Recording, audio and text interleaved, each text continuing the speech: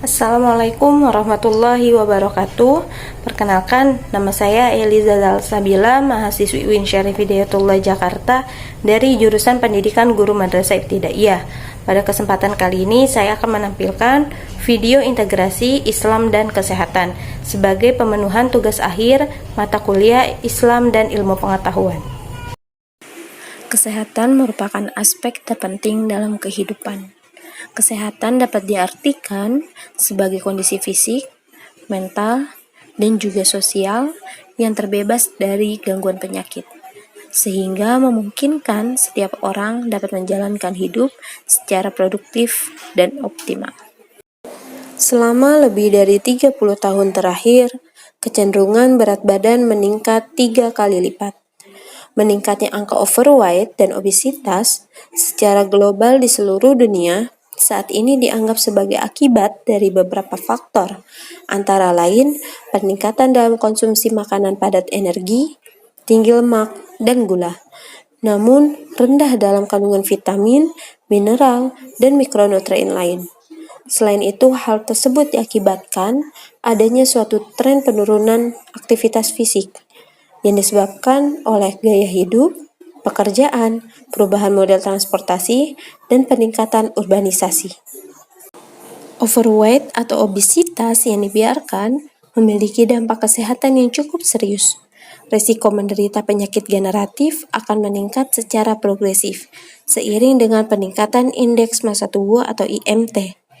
IMT yang meningkat merupakan faktor risiko utama penyakit-penyakit kronis seperti kardiovaskular, yaitu penyakit jantung dan stroke, diabetes yang saat ini sudah menjadi epidemi global, gangguan otot dan tulang, dan beberapa penyakit keganasan lainnya.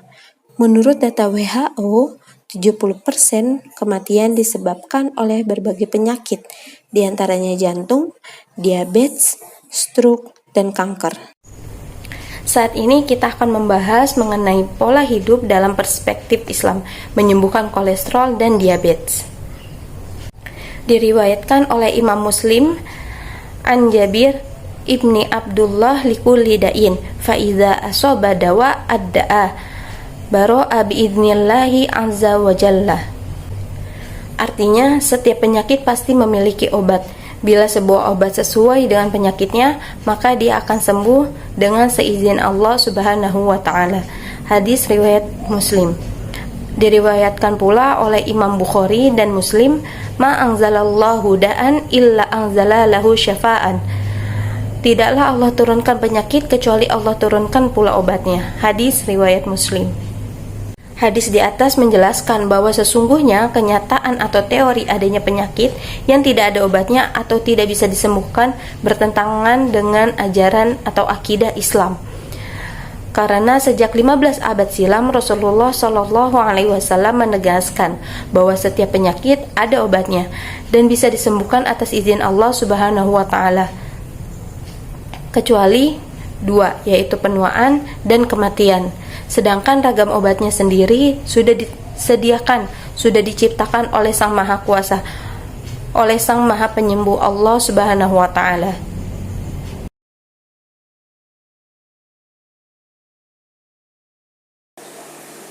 Puasa atau as-saum disebutkan di dalam Al-Quran sebanyak 1 kali pada suratul Maryam ayat 26. Orang yang berpuasa disebut dengan as-siyam, disebutkan di dalam Al-Quran sebanyak 9 kali, yaitu pada suratul Baqarah ayat 183 sampai dengan 185, ayat 187 dan ayat 196. Disebutkan pula dalam surat An-Nisa pada ayat 92, dalam surat Al-Maidah ayat 89 dan 95, dan dalam surat Al-Mujaddalah ayat 4. Puasa menurut bahasa memiliki arti menahan. Menurut istilah syara berarti menahan diri dari suatu perkara yang membatalkan puasa. Mulai terbit fajar sampai terbenamnya matahari dengan niat tertentu. Dr. James Dinnick dan Dr. Jason Fung mengatakan bahwa puasa adalah salah satu kunci untuk berumur panjang. Begitu banyak manfaat puasa bagi manusia, salah satunya adalah dapat mengurangi kadar gula di dalam tubuh. Puasa adalah kegiatan yang sudah dilakukan dari zaman dahulu, namun puasa sudah mulai ditinggalkan belakangan ini karena orang-orang mulai mempercayai bahwa puasa dapat menyebabkan malnutrisi sampai dengan kematian. Allah berfirman dalam surat Al-Baqarah ayat 183 yang berbunyi, A'udzubillahi minasyaitonirrajim. Bismillahirrahmanirrahim. Ya ayyuhalladzina amanu kutiba alaikumussyiyam kama kutiba alal ladzina min qablikum la'allakum tattaqun. Wahai orang-orang yang beriman, diwajibkan atas kamu berpuasa sebagaimana diwajibkan atas orang sebelum kamu agar kamu bertakwa. Firman Allah menjelaskan bahwa puasa telah dianjurkan jauh sebelum kita dilahirkan. Allah memerintahkan puasa kepada kita agar kita menjadi sosok yang memiliki empati dan kepedulian kepada sesama, merasakan kepedihan yang dirasakan saudara-saudara kita yang kekurangan dan kesusahan, haus, lapar, dan berkurangnya tenaga untuk beraktivitas sehari-hari. Oleh sebab itu, puasa adalah sarana untuk memindah kesabaran sebagai bentuk ketaatan kepada Allah.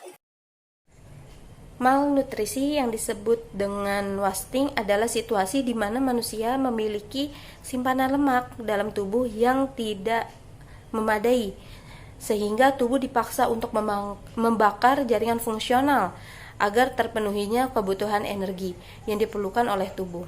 Jaringan metabolisme otot yang dibakar menjadi energi dapat menyebabkan kelemahan, dan dalam situasi yang sangat ekstrim dapat menyebabkan kematian.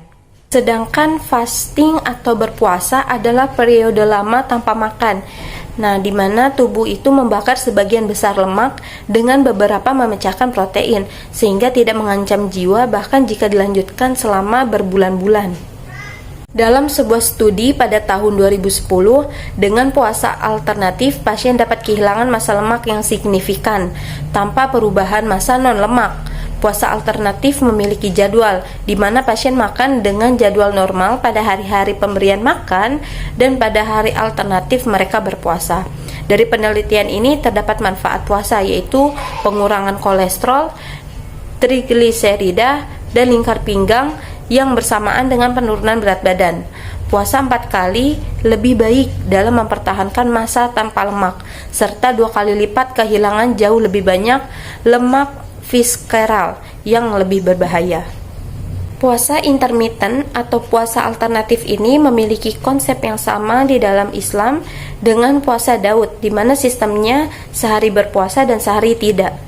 La sauma fauqa saumi Daud, satrul dahri siyamu yaumin wa iftaru yaum. Artinya, puasalah sehari dan berbukalah sehari, karena yang demikian itu adalah seutama-utamanya puasa. Itulah puasa saudaraku Daud alaihissalam. Hadis riwayat Bukhari dan Muslim. Puasa Daud adalah puasa yang sering dilakukan oleh Nabi Daud alaihissalam. Nabi Daud membiasakan diri berpuasa sehari dan berbuka sehari sepanjang hidupnya. Selain berpuasa, Nabi Daud juga selalu bangun malam untuk menunaikan sholat tahajud, sebagaimana yang disebutkan dalam sebuah hadis. An Abdullah ibni Amr wa qala Rasulullah sallallahu alaihi wasallam asyami ilallah siyamu Daud kana yasumu yauman wa yuftiru yauma ahabu wa ahabu salati ila salati Daud kana yanamu nisful lail wa yaqumu thalathahu wa yanamu sudusuhu. Puasa yang paling Allah cintai adalah puasa Nabi Daud.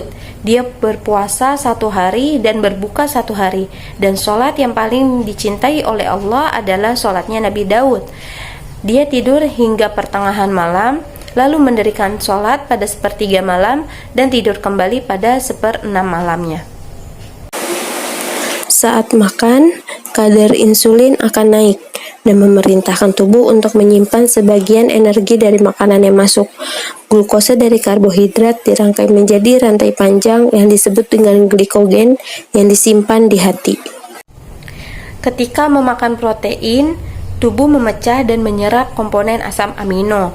Hal ini digunakan untuk membangun protein baru yang dibutuhkan oleh tubuh. Namun jika kita makan lebih dari yang kita butuhkan, tubuh tidak memiliki cara untuk menyimpan kelebihan asam amino. Sebaliknya, tubuh mengubah kelebihan protein itu menjadi glukosa untuk menyimpan energi makanan.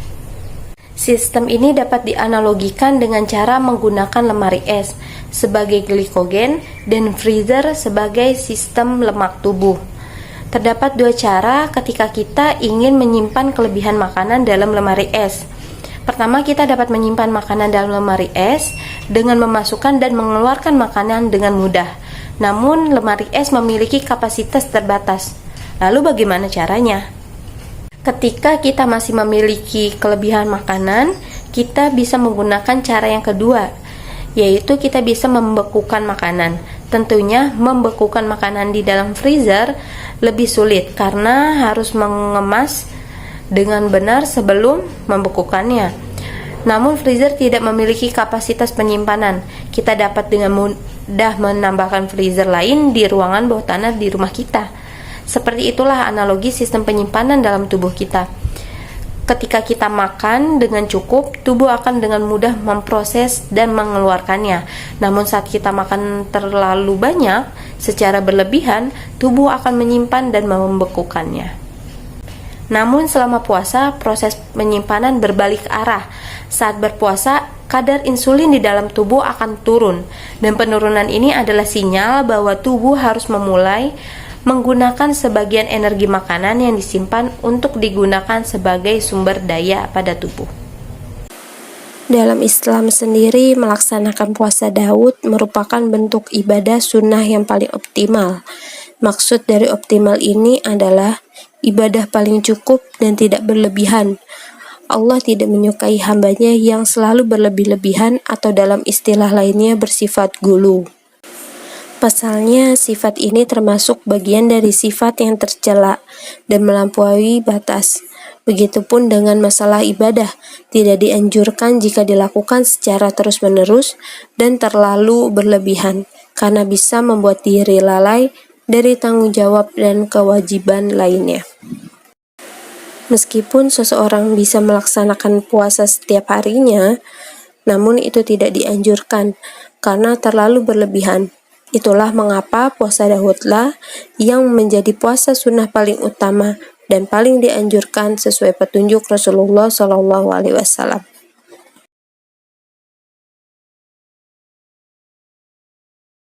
Kata unta diambil dari bahasa Arab, yaitu al-ibil.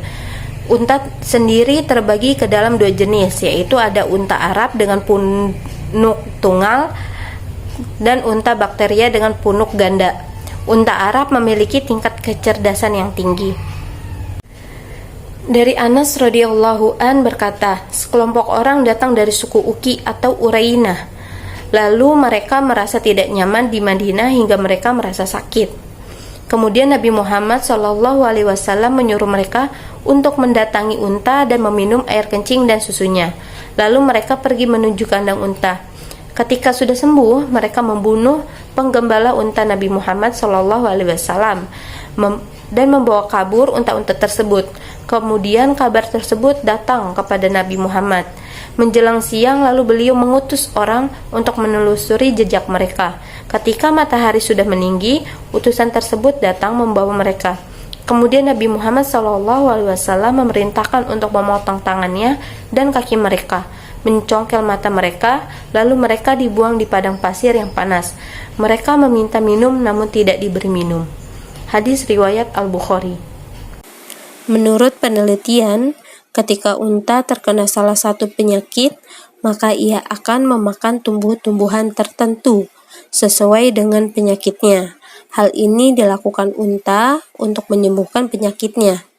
Memakan tumbuhan tidak hanya dilakukan ketika unta sakit saja, namun ketika unta digigit atau disengat ular berbisa, ia akan memakan rumput yang dapat mencegah masuknya racun ke dalam tubuhnya.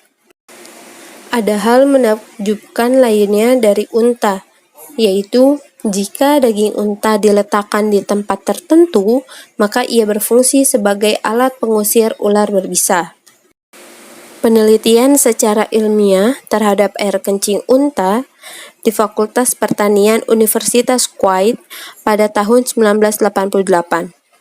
Bekerja sama dengan Kantor Kesehatan Islam di Kuwait, penelitian ini melakukan percobaan dengan menyuntikkan air kencing unta pada sel kanker untuk melemahkan sel-sel kanker. Setelah melakukan penelitian, para ahli menemukan hasil positif bahwa air kencing unta berfungsi sebagai obat penyembuhan kanker darah dan kanker sistem pencernaan. Penelitian ini dilatar belakangi oleh kebiasaan pedalaman di Kuwait dan daerah padang pasir negara Arab yang mengkonsumsi air kencing unta untuk pengobatan. Pada tahun 1989 Masehi, Universitas Ahfad di Sundan mengadakan penelitian. Salah satu kegiatan risetnya yaitu meneliti air kencing unta untuk keramas. Dan setelah diteliti, hasilnya mengatakan bahwa air kencing unta mengandung unsur garam asam belerang dan unsur thiosulfit dalam kadar tinggi. Setelah diteliti kembali, keduanya adalah bahan yang paling penting dalam pembuatan sampo. Penelitian selanjutnya menemukan suatu keistimewaan dalam susu unta. Susu unta mengandung zat air dengan kadar yang sangat tinggi. Susu unta berfungsi untuk memenuhi kebutuhan tubuh manusia terhadap pasokan air, menyembuhkan diabetes, memperlancar saluran air seni, menyembuhkan penyakit dalam, mencegah penyakit menular, menyembuhkan penyakit kuning, limpa, kurang darah, dan penyakit hati. Penelitian secara ilmiah telah menetapkan bahwa susu unta mengandung unsur-unsur yang dapat menghancurkan bakteri. Hal ini disebabkan susu unta tidak akan rusak walaupun disimpan dalam waktu yang lama di dalam ruangan yang panas. Maha benar Allah dengan segala firman-Nya. Allah Subhanahu wa taala berfirman, A'udzu billahi minasyaitonir rajim. Bismillahirrahmanirrahim. Afala yanzuruna ilal ibili kaifa khuliqat? Maka tidakkah mereka memperhatikan unta bagaimana diciptakan? Surat Al-Ghasyiyah ayat 17.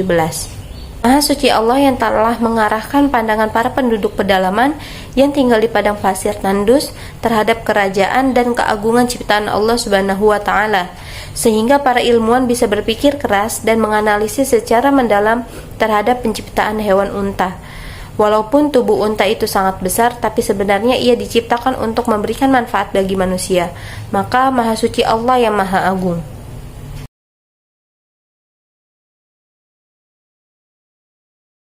Madu merupakan makanan ideal bagi tubuh manusia.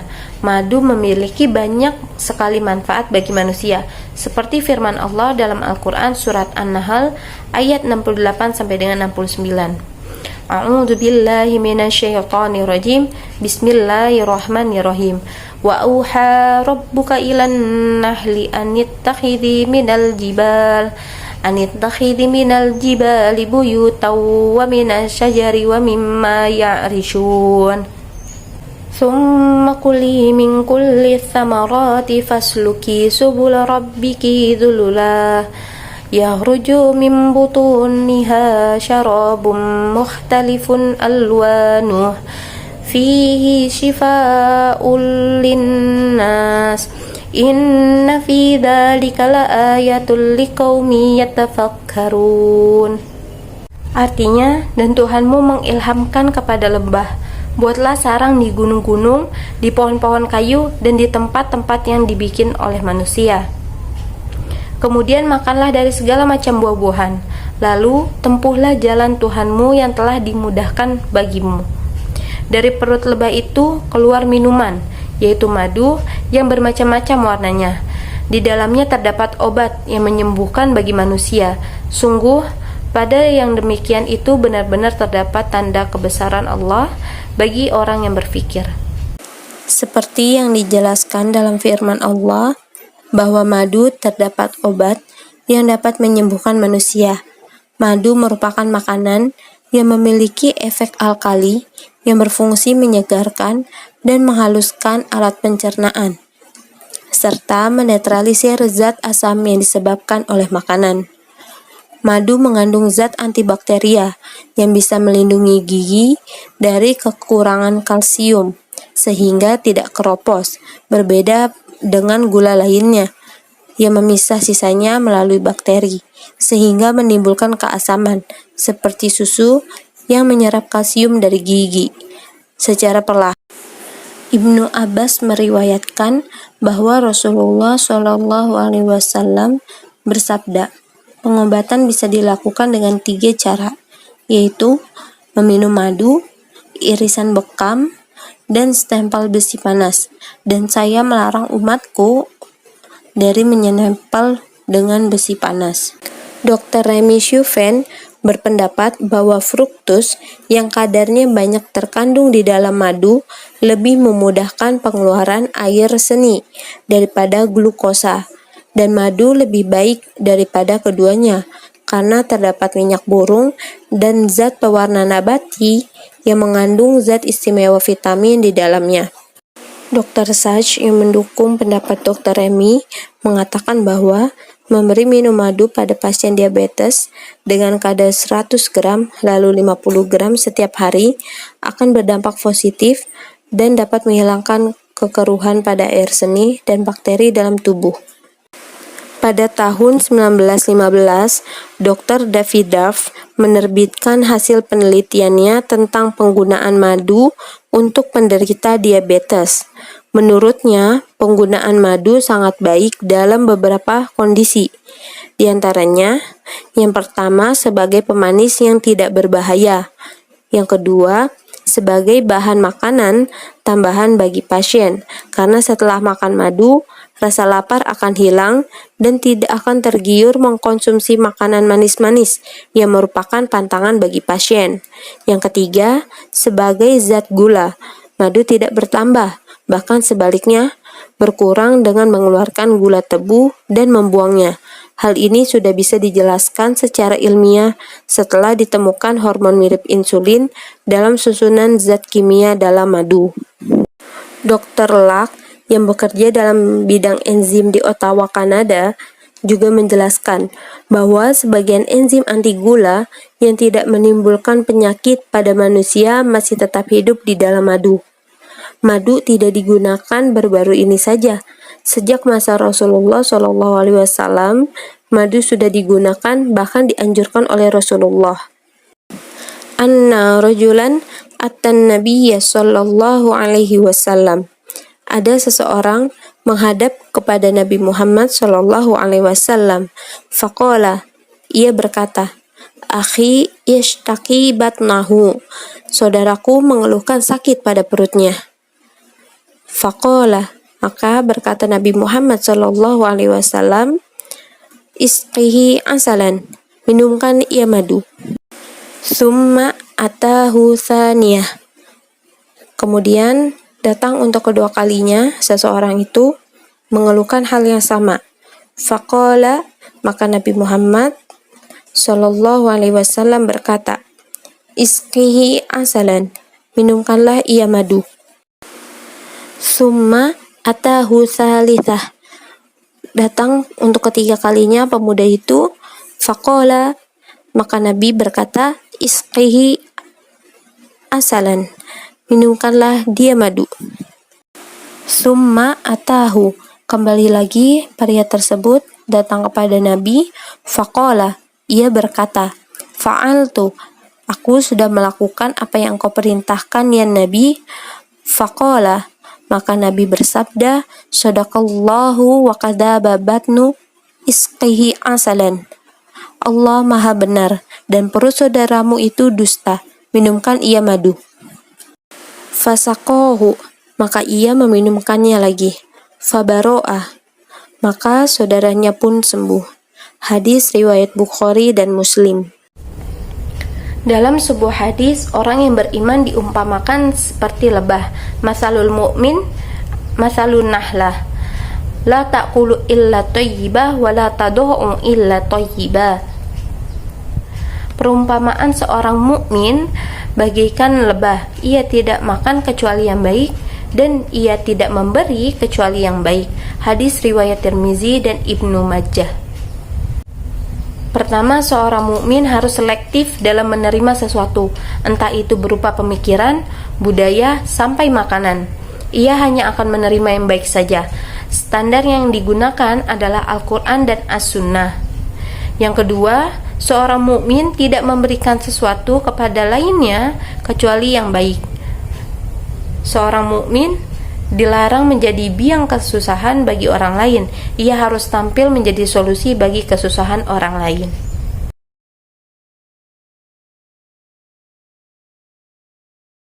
Proses pengeluaran darah merupakan khusus untuk tubuh bagian dalam, sedangkan bekam adalah metode pengeluaran darah yang mengandung toksin atau racun melalui permukaan kulit.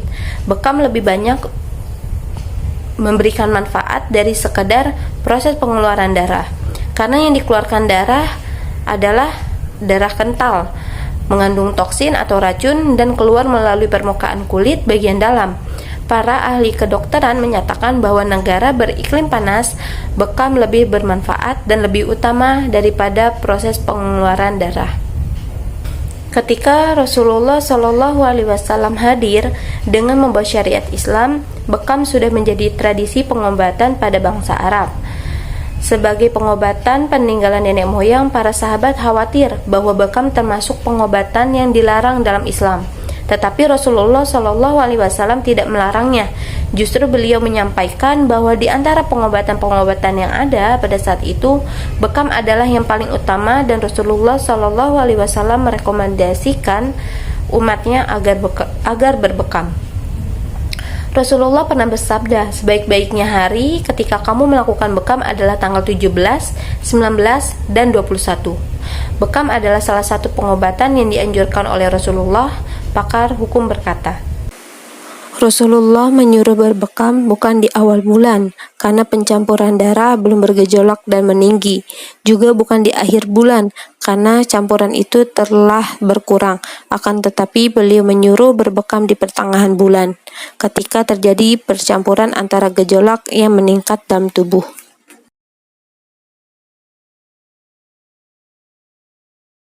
Hulbah yang biasa dikenal dengan fenugreek memiliki banyak manfaat bagi manusia. Dalam berbagai riset dikatakan bahwa 2 gram hulbah masak sama dengan 1 insulin, yaitu zat yang digunakan saat ini untuk mengobati diabetes jenis pertama. Hulbah mengandung susunan betadin yang berkaitan dengan seng yang pengaruhnya itu bermanfaat untuk mengobati gula darah.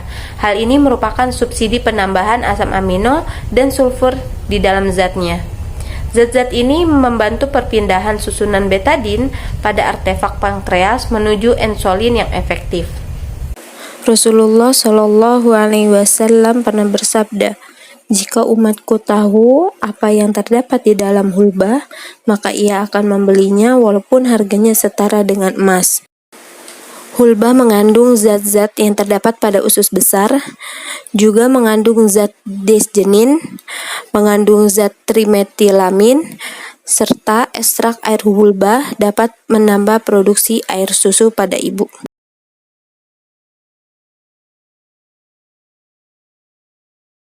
Obesitas adalah representasi makanan, akumulasi lemak tubuh, atau kacaunya kelenjar-kelenjar endokrin.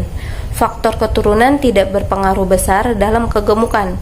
Riset ilmiah menegaskan bahwa obesitas merupakan efek dari sulitnya mencerna makanan dalam tubuh manusia. Seperti firman Allah dalam Al-Quran surat Al-A'raf ayat 31. A'udzubillahi minasyaitonirrajim. Bismillahirrahmanirrahim. Ya bani Adam khudhu zinatakum inda kulli masjidi wa kulu washrabu wa la tusrifu innahu la yuhibbul musrifin. Artinya, wahai anak cucu Adam, pakailah pakaianmu yang bagus pada saat memasuki masjid. Makan dan minumlah, tetapi jangan berlebihan. Sungguh Allah tidak menyukai orang-orang yang berlebih-lebihan. Banyak penelitian yang menyatakan bahwa penyakit diabetes biasanya menimpa seseorang yang kadar makannya melebihi dari biasanya. Obesitas berpengaruh terhadap anggota tubuh, terutama jantung, karena lemak akan menempati beberapa sel jantung yang berpengaruh secara langsung terhadap kinerjanya. Sungguh benar sabda Rasulullah Shallallahu Alaihi Wasallam yang memperingatkan tentang bahaya kegemukan atau obesitas. Mikdam bin Ma'id di Karib mendengar Rasulullah Shallallahu Alaihi Wasallam pernah bersabda, perut anak Adam tidak akan penuh dengan beberapa suap makanan apabila tidak terkondisikan. Maka perut itu sepertiga untuk makan, sepertiga untuk minum, dan sepertiga untuk napasnya. Obesitas merupakan penyakit berbahaya yang kita temukan di kalangan kaum eksekutif dan para pegawai yang malas. Hal tersebut dampak dari banyak makan, terutama makanan yang mengandung gula, lemak, dan kolesterol. Khairukum qarni tsummal ladzina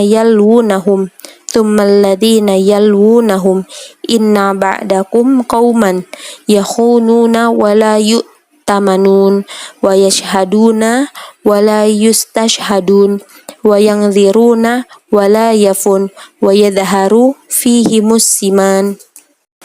Generasi terbaik adalah generasi di zamanku, kemudian masa setelahnya, kemudian generasi setelahnya.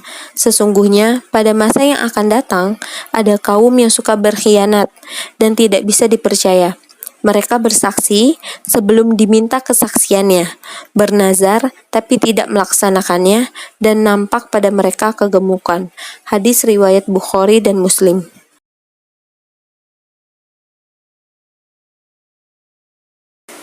Telah menceritakan kepada kami Yahya bin Bukair, telah menceritakan kepada kami Al-Laits dari Ukail, dari Ibnu Syihab dia berkata, telah mengabarkan kepada kami Abu Salamah dan Sa'id bin Al-Musayyib bahwa Abu Hurairah mengabarkan kepada keduanya kalau dia mendengar Rasulullah Shallallahu Alaihi Wasallam berkata, di dalam habatus sauda terdapat obat bagi segala penyakit kecuali al-asam, yaitu kematian. Hadis riwayat Al-Bukhari 5688. Habatus sauda dengan nama ilmiah yaitu Nigeria sativa merupakan tumbuhan pendek yang tingginya tidak lebih dari 3 mm. Di Amerika, para peneliti menyatakan bahwa habatus sauda mengaktifkan organ imunitas, kemampuan melawan penyakit pada manusia. Studi penelitian Rima Anas Mustafa Rozak pernah dilakukan di laboratorium Universitas King di London. Penelitian ini menyatakan bahwa adanya antibakteria tertentu pada minyak habatus sauda.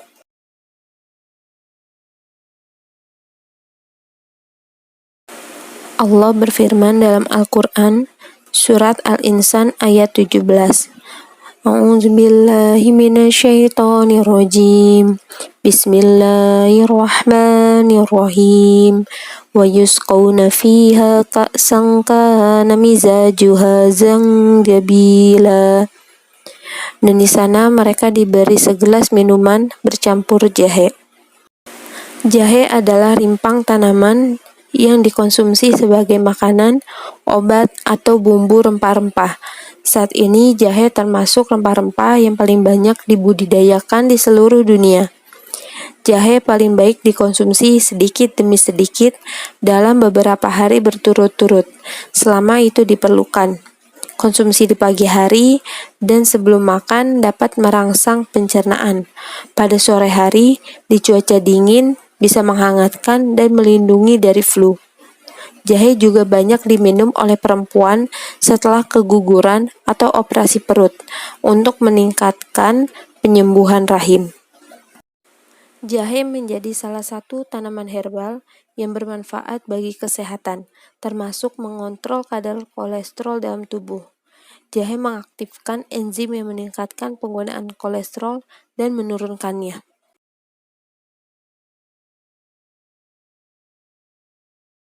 Allah berfirman dalam surat Az-Zumar ayat 21. A'udzubillahi minasyaitonirrajim. Bismillahirrahmanirrahim. Alam tara annallaha anzala minas samaa'i ma'an fasalakahu yanabi'a fil ardi thumma yukhriju bihi zara'an mukhtalifan alwanuhu thumma yahiju fatarahu musrafan thumma yaj'aluhu hutama. Inna fi dzalika ladzikra liulil albab. Apakah kamu tidak memperhatikan bahwa sesungguhnya Allah menurunkan air dari langit, maka diaturnya menjadi sumber-sumber air di bumi. Kemudian ditumbuhkannya dengan air itu tanaman-tanaman yang bermacam-macam warnanya, lalu menjadi kering, lalu kamu melihatnya kekuning-kuningan, kemudian dijadikannya hancur berderai-derai. Sesungguhnya pada yang demikian itu benar-benar terdapat pelajaran bagi orang-orang yang mempunyai akal. Ayat berikut memberikan suatu pelajaran.